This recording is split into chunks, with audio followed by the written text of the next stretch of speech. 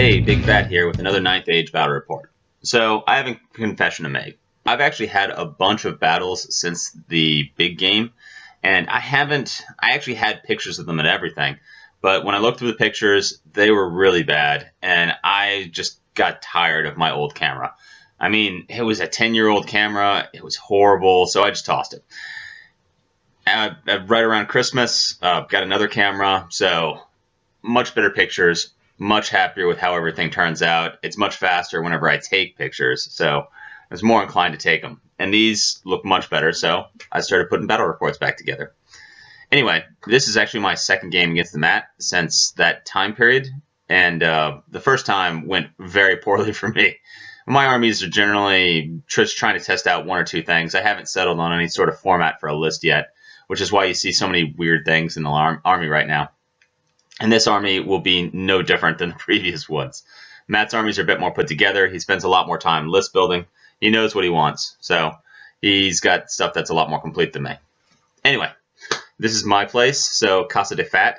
So you see a lot of models on the walls and stuff, and C-3PO back there. Anyway, let's move on to the armies. So here's the right flank. It's mostly chaff, Cape Goblins with bows. He's got the Orc Chariot, and he's got the Forest Goblin Chief. So I know what he's going to try to do. He's going to try to bait me with the Trolls, and then he's going to swoop in with Forest Goblins. I still don't have a lot of ranks, which is a problem because all he's got to do is knock out a rank or two, just a few wounds, and he can knock out the tribesmen. Here's the center. Very, very scary center. Those Gnashers are vicious.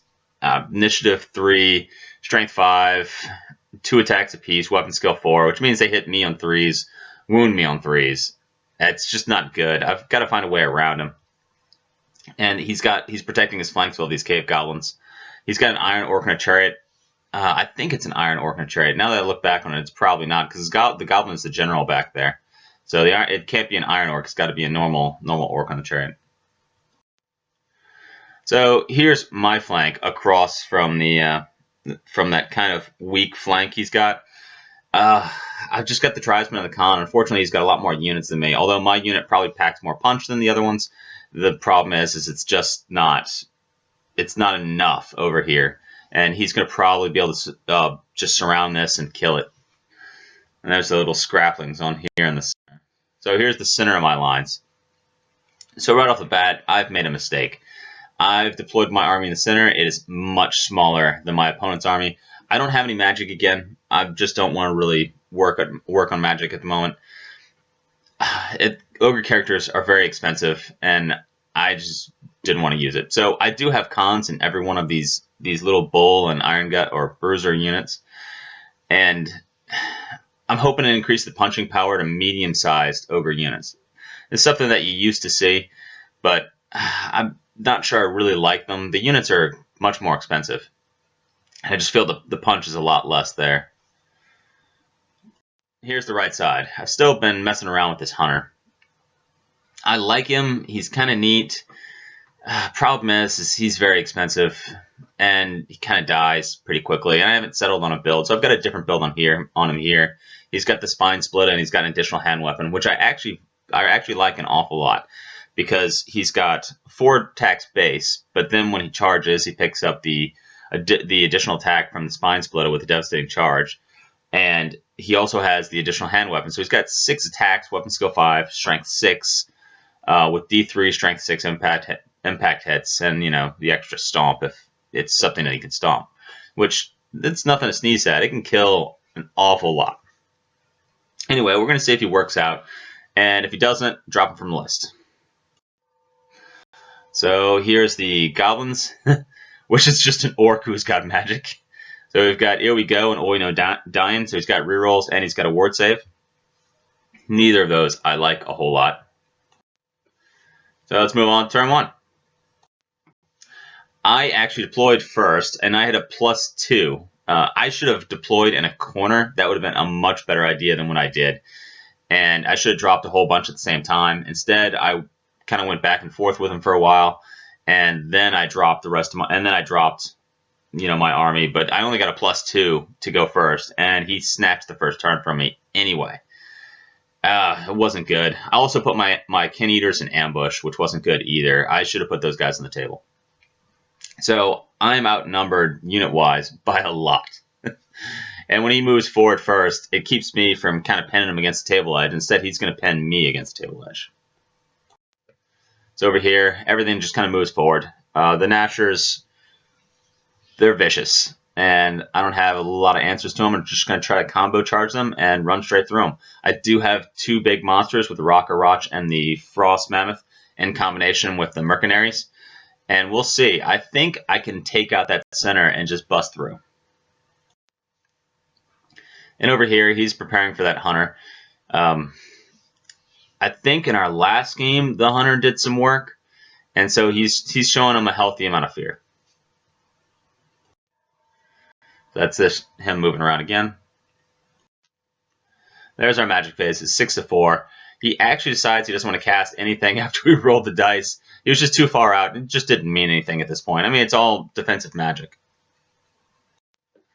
So we get the Gnashers. First comes this little guy.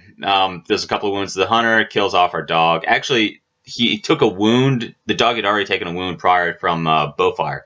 All the bows shot, and it did one wound to the dog. And then when the Git Launcher came in, it finished him off.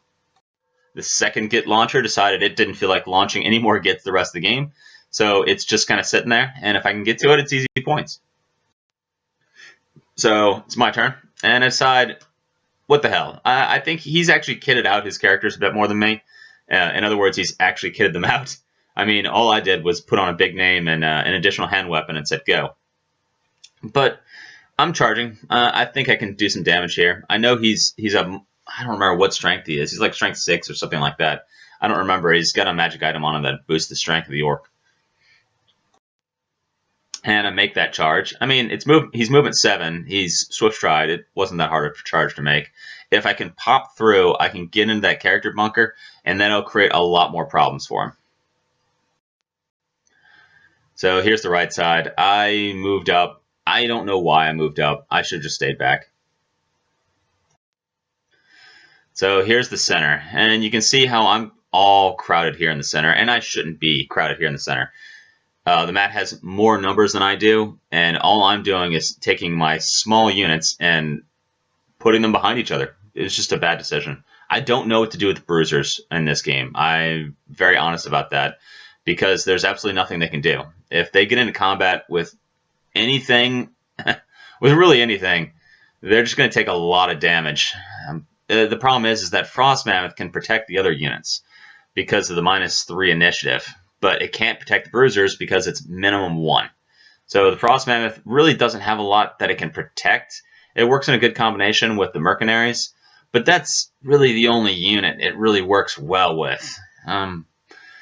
So we're just going to see how we can get this to go. So here's the other side. I think I shot at the troll with one of the strength 5 shots because I've got a few of them scattered around the army. Or don't do a whole lot with them. Oh, that's probably from the Mercenaries because they've got additional they've got the brace pistols. So I went in. I did 3 wounds. I almost killed the orc. I actually think I did 4 wounds, but he saved one of them. He came back and he killed my poor hunter. But the mat was very impressed with the hunter. I was impressed with what the hunter did. I didn't expect him to do anything because he's got that guy kitted out. I keep thinking he's a lord, but I know that the Goblin King is the general, so he can't be. So on turn 2. So goblins force the scraplings to start running because that's what they are, just little bait units. I have them out of position. I mean, I baited a goblin unit to run forward. It's my mistake. It's kind of a waste of the 80 points right there. So over here, I just ran. I'd kicked out the I'd kicked out the con right there. I realized I didn't have enough units, little chaff units, to get in the way in this center. So I kicked out the con of this unit so I could just double flee from this Gnasher unit. See, he flees, runs to the bulls. or tribesmen. And the tribesmen flee. So I've just got the bruisers right there stuck behind this con. Like I said, I don't know what to do with bruisers. I don't know what to do. I didn't know what to do because I just didn't have the chaff units I normally have. That's on me for list building, also on me for deploying them so badly. So there's the Gnashers moving up. There's a spider running around the flank because next turn I'm going to get charged. And there's the Goblins. I think the Troll went stupid this turn. And there's the Gnashers moving up. The other unit of Gnashers moving up to cover the flank of the Gnashers that are stuck. There's the Goblins just moving around. He's waiting for the Kin Eaters to come up, which is why he moved that chariot, turned the chariot around. Also, it's got only one wound left, so he knows if he gets it anywhere near me, I'm just going to blast it, and it's going to die. So he figured he was just going to move it away. Deny me some points. There's our magic phase. So I have my choice in this phase. I can stop either here we go, or Oi no dying. So either the ward save or the rerolls. I'm planning on charging this unit next turn. He knows I'm planning on charging this unit next turn. I've got the Mercenaries, I've got the Rockarach, I've got the Frost Mammoth. All of these units can charge into this thing. So I look at it and I say, well, I'd rather the 5+ ward save go away because there's 50 Gnashers here, and I need to kill off some 45. No, I need to kill off some 35 of these things, or 36 of them, to break the unit. And I'd rather get rid of the ward save than the rerolls here. I wish if I had a mage, obviously I would have scrolled this and dispelled the other one, so we would have no magic this turn. But I did not bring a mage, which is all on me. So shoots with the Git launcher, knocks out one Mercenary. And here's my Ogre turn. Instead of, I probably should have just moved up really far to get out of the spider's line of sight. But I didn't. I was like, it's not a great situation for me. If I can get out of this, it's only through charging. So I declared a very long charge. I think I needed an 11 here, maybe a 10, but that's as close as I was. If I make it, then I can bust my way out of the trap. If I don't make it, well, I'm not going to bust my way out of the trap. So here's what's going on for that Gnasher unit. It would have been better if I could have charged the Gnashers over there, but I don't think I can get the Rockarach into the other unit of Gnashers, so I'm stuck charging the one with the rerolls. But if I get enough impact hits, because there's a lot of impact hits here, it's 3d3 with the Rockarach, it's d3 with the Frost Mammoth, and it's 1 per for the Mercenaries. I think they've got Poison and Thunderous Charge. Thunderous Charge not helping me very much because they're already Strength 5. Strength 6 doesn't mean anything, but that's what they've got. With all those impact hits, I was hoping on knocking out a rank and getting further into that next rank. So before I even get to strike, knocking out 10 guys would be great. So I failed charge over here, which was not surprising, and the spider is just looking at me saying, hey, that looks juicy. So all these guys make it in. The Scraplings had fled before. One rallied, one did not. So I've just got one left on the table. No big loss, just 40 points. Over here, all these guys rally, which keeps the bruisers in place. Once again, good decision making, good placement on my part. There's my Kin Eaters, which I need to come on the table, and not a single one comes on the table. The mat was laughing at me because I picked them all up and I'd walk to the other side of the table, start looking for spots to put them. And then I was like, well, I probably should roll to see which ones show up, and not a single one showed up. That was not good. I needed these guys on the table. I really needed just to deploy them. Now that I can, and since ambushing is optional, I mean, I need to pick and choose situations where I want them on the table and when I don't. And this is a game definitely where I wanted them on the table. So yeah, this is actually after combat. I did not do very well on my impact hits. The Big Fat did no wounds on his impact hits. He actually did no wounds, period, because he missed all of his attacks. The guys up top did okay. The Rockarach did okay, but the impact hits were very, very low. I think I rolled 4 impact hits with Rocky Barbacoa, which is what I've named my Rocker Roch, and it was not great. The mercenaries did all of their attacks and died. I was hoping to whittle away into the squigs a lot more before. I was actually hoping that I'd have a couple of mercenaries still alive when he got to it after he did all of his attacks, but with the rerolls and the strength 5, I mean, there wasn't much hope when I didn't get into that 3rd rank. Even my stomps weren't all that many. I didn't roll particularly high with the 2d6. I think I rolled 6 between the 2 of these guys. So it was very low, and I just didn't bust through. I mean, even so, without it being, I probably only had about a 50-50 shot of busting through here. But it was something, and if I'd gotten through, it would have been great. Frost Mammoth was great in the sense that I got to strike before him, but I would have gotten to strike before him anyway with pretty much everything. Well, I mean, I guess the 2 monsters wouldn't have, but they didn't die anyway. They only took a couple of wounds. He was always going to focus on the mercenaries. So this leaves me in a rather awkward situation. So there's another picture of it. The Gnashers can't get to Big Fat right there. They can't see him. The Goblins are going to come in and hold up Rocky Barbacoa. So here is turn 3. So the Gnashers charge the Khan and drive the Khan off. They declare a charge against this unit of bruisers right here. Unfortunately, or fortunately, they end up. Well, I'll talk about that in a second. Goblins are charging here, which is just going to get into Rocky Barbacoa.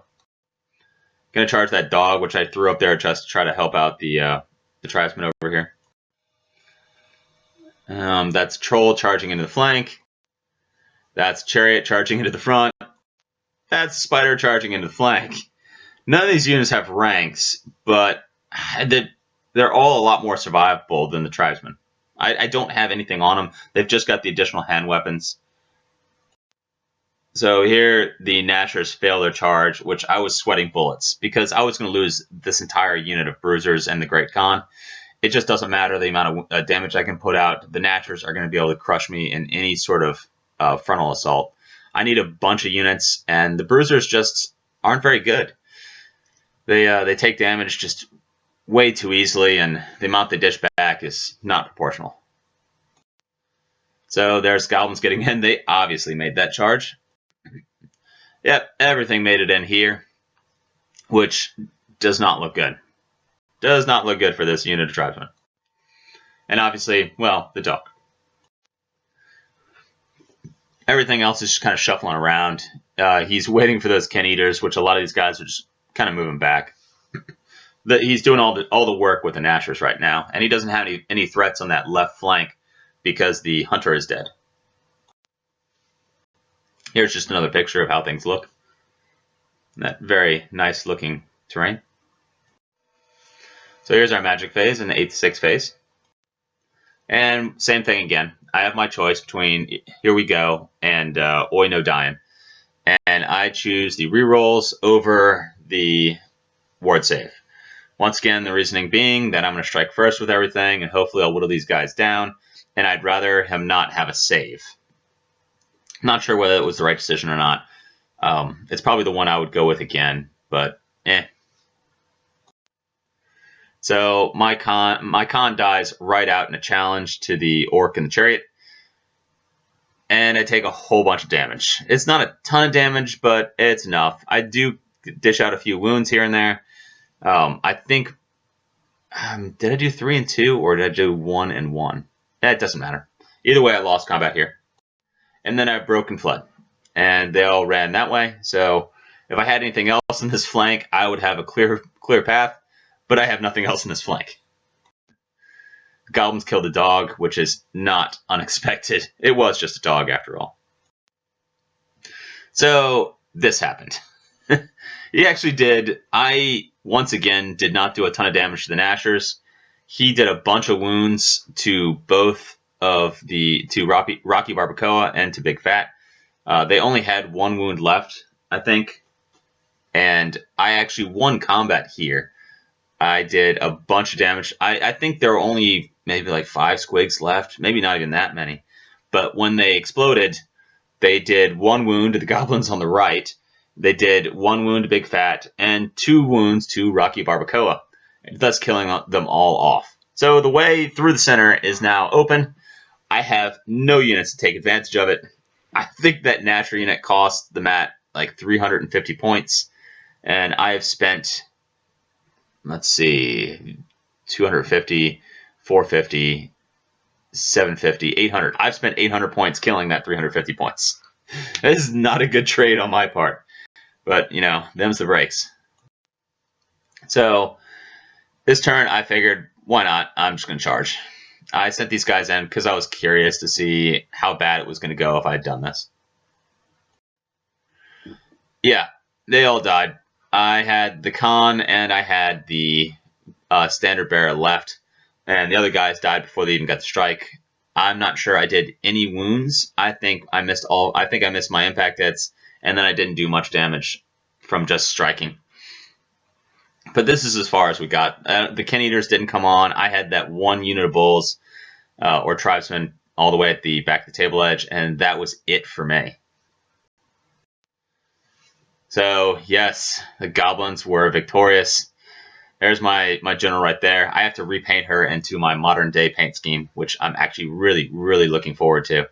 That is my traditional general, Demora. Yeah. So I've learned a few things here, and I think I'm ready to actually put together a real army list. So here are the lessons I've learned from numerous games, not just this one, but mostly this one. The Ogre Khans are an army of chariots again.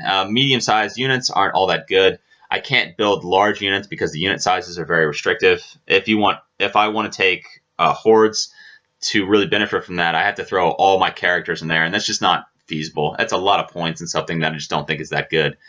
The medium units, you just don't work all that well. Getting ranks is not easy, and they don't really reward you.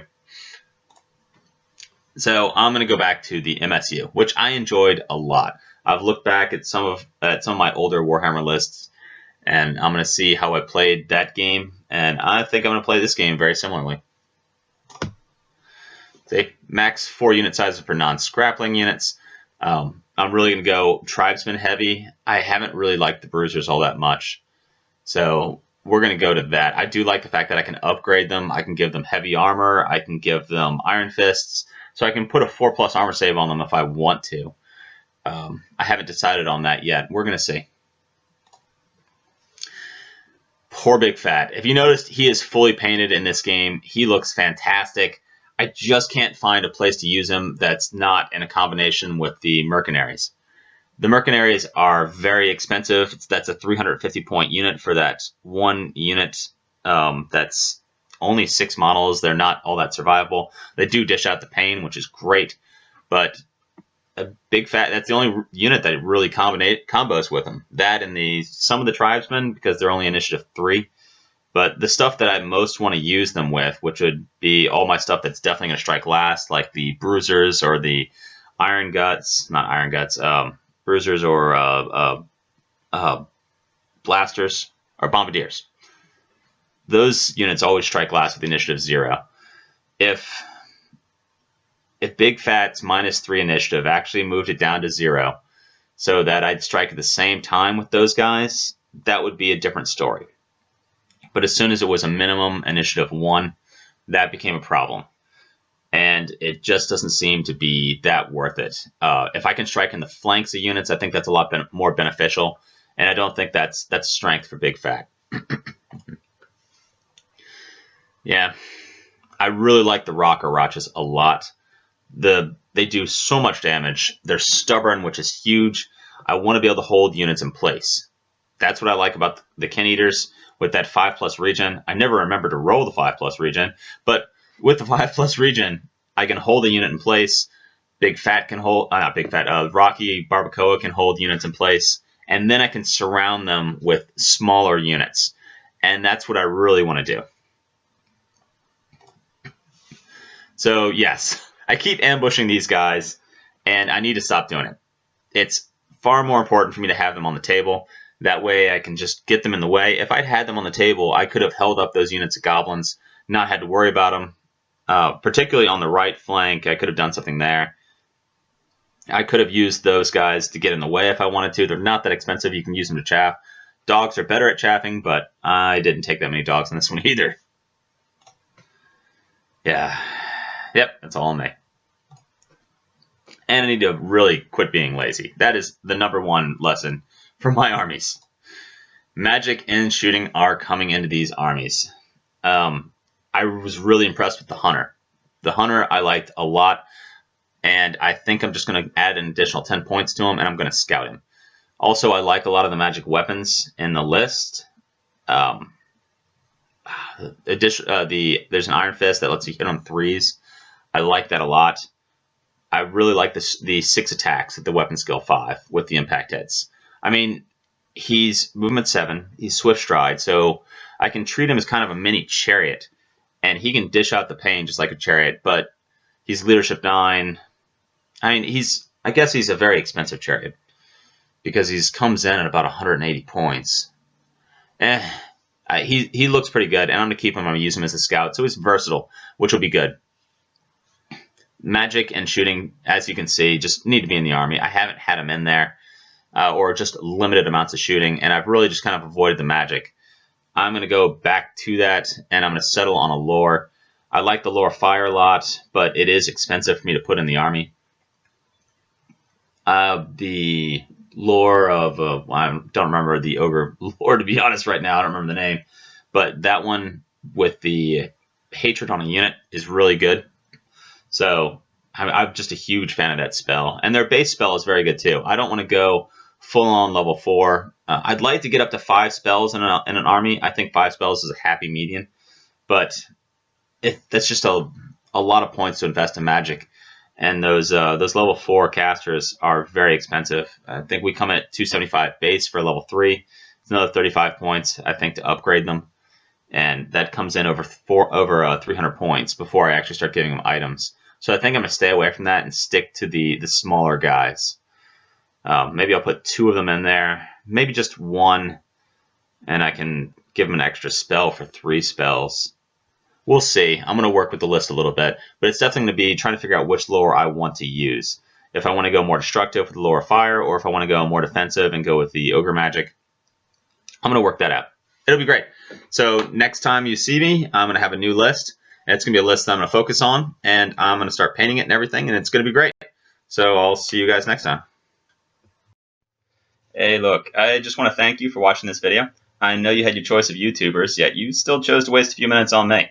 Hopefully, you enjoyed watching this as much as I enjoyed making it.